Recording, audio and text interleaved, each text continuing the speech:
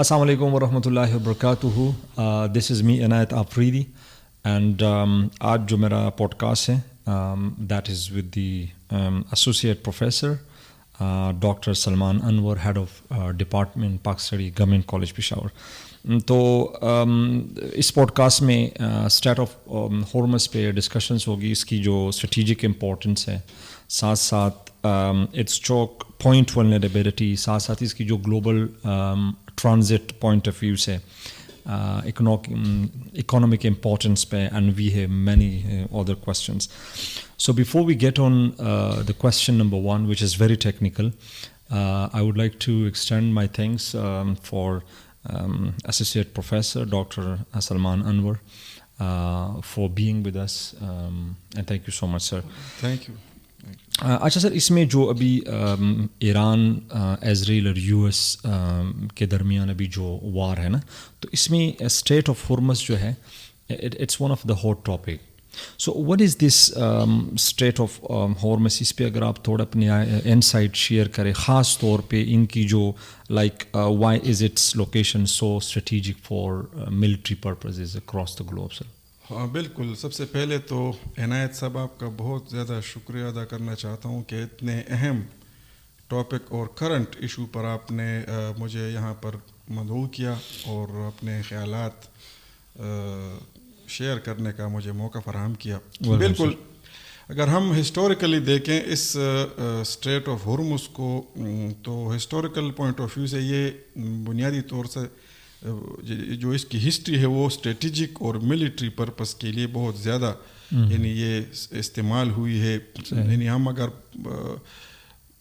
1000 سال پہلے دیکھیں یا اسلامی تاریخ کو دیکھیں تو مسلمانوں نے بھی جب ایران جو اس وقت فارس کہلاتا تھا, اور اس زمانے میں وہ اسی طرح ایک سپر پاور حیثیت رکھتا تھا جس طرح آج کل امریکہ ہے, تو مسلمانوں نے حضرت عمر رضی اللہ عنہ کے دور میں سب سے پہلے یہاں پر یعنی ایک جنگ لڑی. اچھا. حضرت خالد بن ولید رضی اللہ عنہ کے سربراہی میں, اور پھر حضرت عثمان رضی اللہ عنہ کے دور میں فارس کو مکمل مسلمانوں نے فتح کیا. تو اسی اسٹریٹ سے وہ آ کر اس کو پار کر کے ایران میں آئے تھے. تو اسٹریٹجیکلی اور militarily historical point of view سے بھی یہ بڑا امپورٹنٹ ہے. اسی طرح 16ویں صدی میں جو یورپین وہ ملاح تھے, یورپین پرتگیز تھے یا فرینچ تھے یا ایسٹ انڈیا کمپنی کے انگریز جو سی روٹس جو وہ دریافت کر رہے تھے, تو انہوں نے بھی اس کو سب سے پہلے پرتگیز نے اسٹریٹجک پوائنٹ آف ویو سے اس کو استعمال کیا. یہاں پر ان کا ایک انہوں نے قبضہ جمایا ہوا تھا, اور پہلے انہوں نے ملیٹریلی اس خلیج فارس کو اور اس اسٹریٹ آف ہارمز کو استعمال کیا. تو اس کی اہمیت اس وجہ سے بہت زیادہ ہے کہ اس کے ارد گرد جو ممالک ہیں, یعنی ان کے پاس یعنی پچھلے 60-70 سالوں میں آئل نے اس کی جگہ لے لی, آئل ٹریڈ نے جگہ لے لی, تو اب اس کی اسٹریٹجک امپورٹنس اس حوالے سے بھی بہت زیادہ ہو گئی ہے. صحیح. تو ان ممالک کی جو درمیان تعلقات ہیں یا دیگر اقوام یا جو پاورز ہیں, سپر پاورز ہیں, بڑے ممالک ہیں, ان کی تجارت اس خلیج کے تھرو جو ہوتی ہے, تو اس حوالے سے یہ جو اسٹریٹ آف ہارمز ہے یہ بہت زیادہ امپورٹنٹ ایک گزرگاہ ہے, اور اس پر جس کا تسلط ہوگا, جس کا قبضہ ہوگا, جس کی طاقت ہوگی, تو وہ اوبویسلی یعنی اس پر اثر ڈالے گا. صحیح. اچھا سر, اس میں ہے کہ ہسٹوریکلی اگر ہم دیکھیں نا, جیسے آپ نے بات کی کہ آئل ٹریڈ کا یہ ایک اسٹریٹجک روٹ رہا تھا نا, میں ایک سرچ پڑھ رہا تھا اس میں کہ about 20% of global petroleum liquid flow through Hormuz. بالکل ٹھیک ہے. سو اگر ان کی بلاکیٹ کی جائے, so how does that make it is a choke point vulnerability? بالکل, چوک پوائنٹ کی آپ نے بات کہی. تو اگر آپ دنیا میں سمندر کی جو یعنی دنیا میں جتنے ممالک جو بڑی پیمانے پر تجارت کرتے ہیں تو وہ سمندری راستوں سے کرتے ہیں, لیکن ان سمندری راستوں میں کچھ یعنی 7-8 ایسے مقامات ہیں جن کو چوک پوائنٹس کہا جاتا ہے. اچھا. جس میں فلیش پوائنٹ نمبر 1 جو ہے یہ اسٹیٹ آف ہرمز ہے جو خلیج فارس کو عربین سی کے ساتھ ملاتی ہے. Right. Number 2 strait of Malacca ہے. اسٹریٹ آف ملاکا یہ انڈونیشیا اور ملیشیا کے درمیان اسی طرح کے گزرگاہ ہے. اچھا. جس پر چائنا، جاپان، فلپائن، اسی طرح ساؤتھ کوریا، نارتھ کوریا، ان کی تجارت ہوتی ہے جو بحر ہند کو، انڈین اوشن کو پیسیفک کے ساتھ ملاتی ہے. تو وہ بھی نمبر 2 بہت زیادہ امپورٹنٹ چوک پوائنٹ ہے سمندری گزرگاہوں میں. اسی طرح سوئس کینال ہے. سوئس کینال مصر کے ساتھ، یعنی یہ میڈیٹرینین سی کو، ریڈ سی اور میڈیٹرینین سی کو آپس میں ملاتی ہے. سوئس کینال، نہر سوئس جس کو کہتے ہیں، وہ بھی ایک چوک پوائنٹ ہے. اسی طرح پیناما کینال ہے جو پیسیفک اور یعنی امریکہ کے نزدیک جو علاقہ ہے، تو وہاں پر جو آبی گزرگاہ ہے تو وہ اٹلانٹک اوشن اور پیسیفک اوشن کو ملاتی ہے. پھر باسفورس ہے، یہ ٹرکی کو یورپ کے ساتھ ملاتی ہے. باسفورس بلیک سی اور میڈیٹرینین سی کو ملاتی ہے.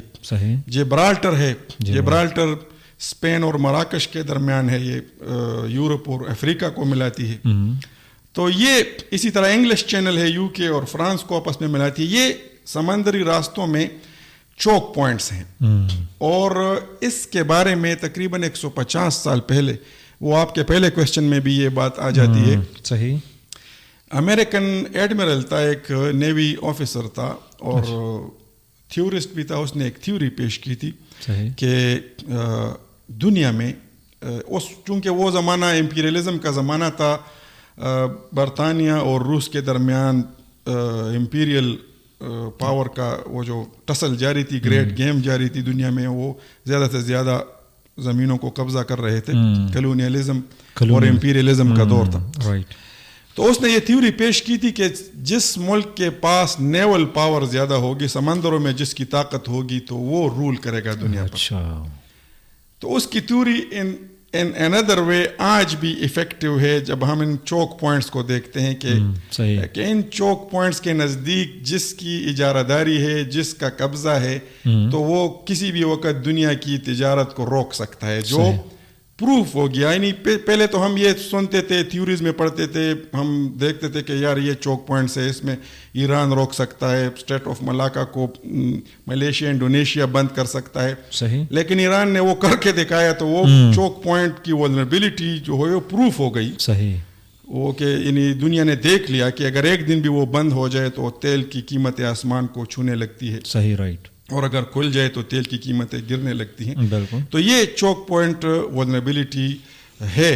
اور اس میں اسٹریٹ آف ہرمز جو ہے وہ اس وقت سارے چوک پوائنٹس جو دنیا میں ہے سمندروں میں، اس میں نمبر 1 پر آتا ہے. صحیح. اچھا سر، اس میں ہے کہ جو ایشینز جو ٹاپ اکانومی ہے، including China, Japan, South Korea, they are heavily dependent on shipment, right? تو اس میں اسٹریٹ آف ہارمز کی اگر آپ اسٹریٹجک امپورٹنس آپ سر وہ دیکھیے تو اس میں daily flows average 17 to 20 million barrels of crude oil and products, sir. Right? So اس میں the question is what gives its economic weight as a global transit route, sir? بالکل. یہ تو میں نے آپ کو ابھی پچھلے کوشچن میں بھی بتا دیا کہ اسٹریٹ آف ہرمز سے دنیا کی 20 to 25% آئل ٹریڈ ہوتی ہے. صحیح. اور اس میں آپ دیکھیں یعنی عراق، کویت، قطر، صحیح، سعودی عرب، ایران، UAE، یہ سارے آئل پروڈیوسنگ کنٹریز ہیں. صحیح. اور یہ سارے جو ہے ٹاپ 10 آئل پروڈیوسنگ کنٹریز میں شمار ہوتے ہیں. ایران نمبر 3 پر آتا ہے آئل پروڈیوسنگ کنٹریز میں. نمبر 3. تو اس سے آپ اندازہ لگائیں کہ یہ جو ٹاپ 10 آئل پروڈیوسنگ کنٹریز میں سے 5 جو ہے وہ اس راستے سے اپنا تیل گزارتے ہیں.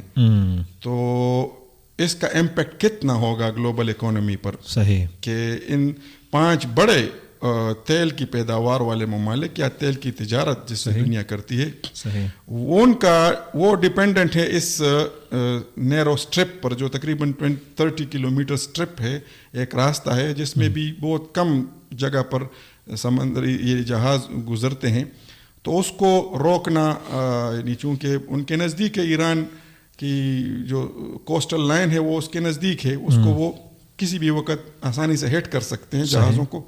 تو اس طرح گلوبل اکانومی پر اس کا بہت زیادہ اثر پڑتا ہے. اسی طرح چائنا، انڈیا اور جاپان جو اس وقت آپ کے گلوبل اکانومی میں ٹاپ 10 میں وہ بھی شمار ہوتے ہیں. صحیح. چائنا نمبر 2 ہے، انڈیا نمبر 5 ہے، اسی طرح جاپان بھی ہے. تو وہ بھی اپنے 80 to 90% جو آئل ہے وہ ایران سے خریدتے ہیں اور اسی راستے سے گزارتے ہیں. تو یہ بہت بڑا اثر ہے گلوبل اکانومی پر اس اسٹریٹ کا، اس راستے کا، اس آبی گزرگاہ کا. ٹھیک ہے sir. Sir Qatar as a top LNG exporter sir, بالکل، کیونکہ جو LNG جو ہے وہ اسٹریٹ آف ہارمز سے پاس ہو کے شپمنٹس کے ذریعے جو ٹارگیٹ اکنامک مارکیٹ سے وہاں تک وہ سپلائی ہوتی ہے. So what role does this Hormuz strait play in LNG trade? بالکل، یہ میں نے آپ کو جس طرح بتایا کہ اگر گلوبل اکانومی پر اثر پڑتا ہے تو اوبویسلی یعنی جو ممالک اس اسٹریٹ سے اپنے تجارت کرتے ہیں، جس طرح عراق ہے، کویت ہے، قطر ہے، سعودی عرب ہے اور UAE ہے، تو ان سب کی تجارت پر بہت بڑا اثر پڑا بھی ہے اور پڑے گا بھی فیوچر میں. اسی قطر LNG کی آپ نے بات کی تو LNG کا جو زیادہ یعنی جو شیئر ہے LNG کی جو ٹریڈ ہے وہ قطر سے ہوتی ہے. پاکستان کا بھی قطر کے ساتھ LNG کا پائپ لائن ایک پروجیکٹ ہے جو ابھی کمپلیٹ نہیں ہوا ہے، لیکن اسی راستے سے، سمندر کے اسی راستے سے وہ پاکستان وہ پائپ لائن دے گا. تو اس پر بہت اثر پڑے گا ان کی تجارت پر، کیونکہ ان کی جو LNG جو جن ممالک کو وہ پرووائڈ کرتے ہیں، جو تجارت کرتے ہیں، تو ان کے جہاز جب رکتے ہیں تو اوبویسلی ان پر بہت زیادہ اثر پڑے گا ان کی اکانومی پر. ٹھیک ہے سر. اور سر اس میں ہے کہ 1981 to 1888 ایران اور عراق جس میں مطلب 500 جو ویسل سے انہوں نے ٹارگیٹ کیے تھے نا.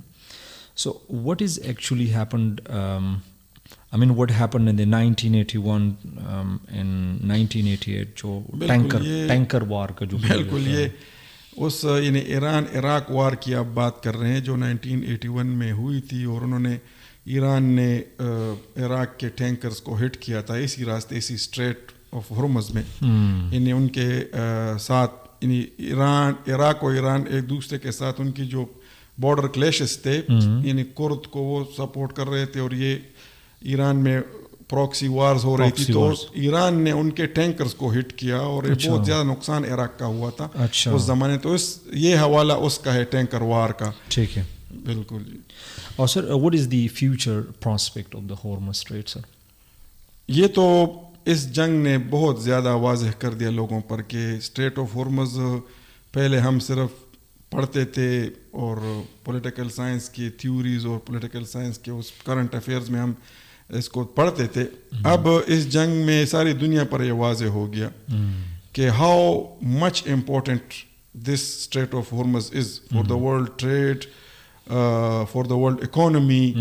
اور اسی طرح دنیا میں تیل کے قیمتوں کے اتار چڑھاؤ پر تو فیوچر اس کا بہت زیادہ برائٹ اس حوالے سے بھی ہے کہ جو بھی اس راستے کو کنٹرول کرے گا تو وہ فیوچر کے اکانومی میں ان کا ایک بہت لائن شیئر ہوگا. اچھا، اسی وجہ سے آپ امریکہ کے صدر کو بار بار پریس کانفرنس میں سنتے بھی ہیں بالکل کہ ہم اسٹریٹ آف ہارمز کا کنٹرول لیں گے، اور انہوں نے اپنے جو 15 پوائنٹس بتائے ہیں ان 15 پوائنٹس میں بھی انہوں نے ایک پوائنٹ یہ بھی رکھا ہے کہ ہمیں اسٹریٹ آف ہارمز پر ایران کے ساتھ کنٹرول دے دیا جائے کہ ہم بھی جوائنٹلی اس کو کنٹرول کریں. لیکن ایران اس کو نہیں دے گا کیونکہ یہ ان کے پاس ایک ٹرمپ کارڈ ہے. یعنی وہ جو آخری جو کہتے ہیں ترپ کا پتہ ایران کے ہاتھ میں وہ یہی ہے. صحیح. اگر اس کو وہ کسی اور کے حوالے کر دے یا جوائنٹلی بھی دے دے تو پھر تو اس کا ساری جو یعنی وہ ہے وہ ختم ہو جائے گی. صحیح. تو اس وجہ سے اس کا جو فیوچر پراسپیکٹ ہے تو اس وار پر ڈپینڈنٹ ہے. صحیح. اس جنگ میں جس کا بھی اپر ہینڈ ہوگا یا جنگ ختم ہونے کے بعد جس کا بھی یہاں پر کنٹرول ہوگا تو فیوچر اکانومی میں ان کی بہت بڑی سے ہوگی, بہت بڑی. رائٹ. بالکل. تو یہ میرا okay sir. And sir the final question is what is the strategic importance of Hormuz Strait for Pakistan? بالکل. یہ تو پاکستان چونکہ ایران کا نیکسٹ ڈور نیبر ہے اور تقریباً 900 کلومیٹر ہم ان کے ساتھ باؤنڈری شیئر کرتے ہیں. دوسری یہ کہ پاکستان کو پہلے اسلامی ممالک میں سب سے پہلے ایکسیپٹ کرنے والا ملک ایران ہی تھا. ایران کے ساتھ ہمارے ثقافتی روابط بھی ہیں, ہمسایہ بھی ہے, اور ریجنل کنٹریز میں بھی پاکستان بہت بڑا. یعنی اس وقت اس جنگ میں بھی اگر آپ دیکھیں تو ایران اگر کسی پر بھروسہ کر رہا ہے تو وہ صرف پاکستان ہے اپنے نیبرنگ کنٹریز میں. ایگزیکٹلی. نیبرنگ کنٹریز میں ایران صرف پاکستان پر بھروسہ کر رہا ہے اور اس کو انہوں نے اپنا واک اور اختیار دیا ہوا ہے مذاکرات کا یا جو نیگوسیشنز ہیں اس میں پاکستان کو انہوں نے فری ہینڈ دیا ہوا ہے یا اپنے مطالبات کے حوالے سے. تو پاکستان کے لیے تو بہت زیادہ اہم ہے. صحیح. خاص کر یہ وار, اس میں پاکستان کا جو کردار ہے بہت ذمہ دارانہ طریقے سے نبھا رہا ہے پاکستان. صحیح. اور بالکل یہی بھی یہ ہم ایکسپیکٹ بھی کر رہے تھے. صحیح. اور عوام کی بھی یہی خواہش تھی کہ پاکستان کی گورنمنٹ اور پاکستان کے فورسز اس قسم کا رول پلے کریں جو ابھی پلے کر رہے ہیں, اور اس طرح پوری دنیا میں اس کی پذیرائی بھی ہو رہی ہے. فیوچر میں بھی اللہ کرے کہ یہ جنگ جلد اپنے منطقی انجام کو پہنچے اور ریجن کے لیے وہ ایک اچھا رزلٹ لے کر آئے. تو اگر ایک اچھا رزلٹ اس ریجن کے لیے آتا ہے اس جنگ میں, صحیح, تو لائن شیئر پاکستان کا ہوگا. پاکستان ایران کے ساتھ ون ون سچویشن میں آئے گا, کیونکہ ایران سے اگر پابندیاں ہٹتی ہیں تو سب سے پرائمری بینیفیشری پاکستان ہوگا. صحیح. کیونکہ پاکستان اور ایران کا جو گیس پائپ لائن پروجیکٹ ہے وہ ایران تو ہمارے باؤنڈری تک پہنچا چکا ہے. یعنی اب بلوچستان کے توفتان تک اس کا افتتاح 2010 میں ہو چکا ہے. صحیح. اس وقت بھی زرداری صاحب پریزیڈنٹ تھے. اس کا افتتاح ہوا تھا باقاعدہ کہ ہمارے باؤنڈری تک انہوں نے ہماری سوئی گیس کی جو پائپ لائن ہے وہ پہنچا دی ہے. رائٹ. صرف اس کو ہم سوئی کے ساتھ جو ہمارا جہاں سے ہمارا شروع ہوتا ہے گیس پائپ لائن وہاں پر کنیکٹ کرنا ہے, پھر وہ پورے پاکستان میں گیس جو ہے وہ ایران سے بھی ہمیں پرووائڈ ہوگی. تو لیکن چونکہ ایران پر پابندیاں ہیں امریکہ کی طرف سے, تو اس وجہ سے وہ پائپ لائن ہمیں بھی ابھی تک نہیں کنیکٹ کر سکے. اچھا. اگر یہ وار اچھے طریقے سے انجام کو پہنچتا ہے اور ایران کی سینکشنز میں نرمی ہو, تھوڑی سی بھی نرمی ہو جائے تو یہ پائپ لائن پاکستان کا کنیکٹ ہو جائے گا. تو Pakistan will be the primary beneficiary of a good result of this war.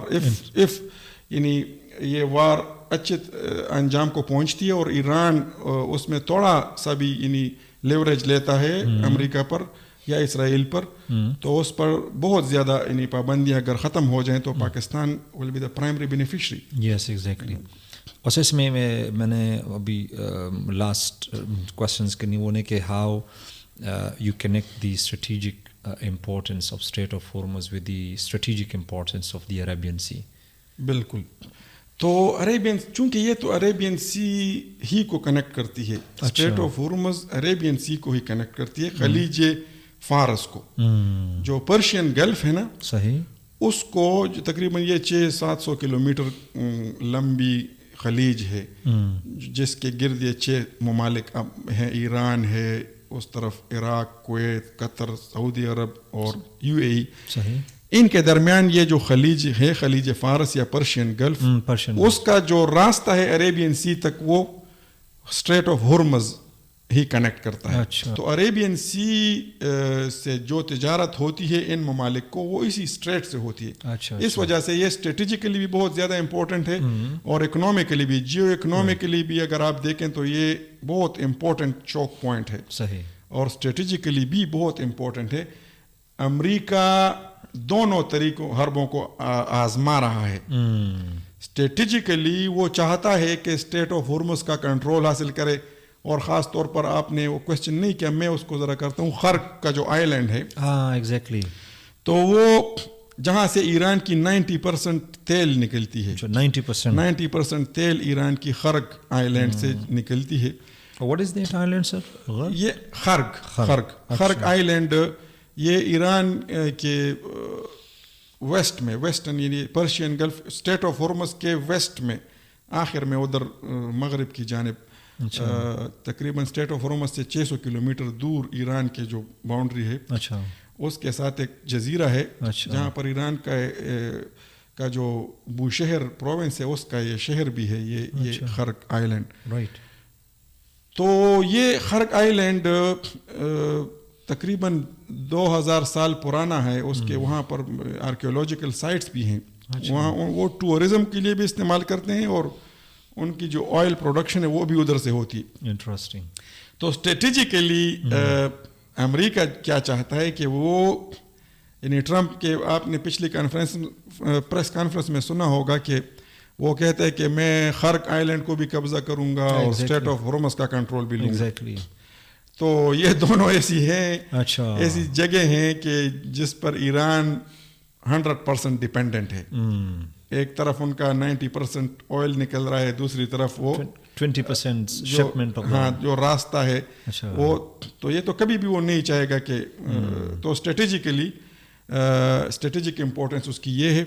اسی طرح ایک اور اکنامکلی بھی, یعنی ایران کے لیے بھی یہ لائف لائن ہے. صحیح. اور امریکہ بھی یہی چاہتا ہے کہ اگر یہ دونوں جگہ وہ کنٹرول کر لے تو ان کو ورلڈ ٹریڈ میں ایک بہت بڑا حصہ مل جائے گا. صحیح. تو اس وجہ سے یعنی یہ بہت زیادہ امپورٹنٹ ہے. ٹھیک ہے سر, thank you so much sir.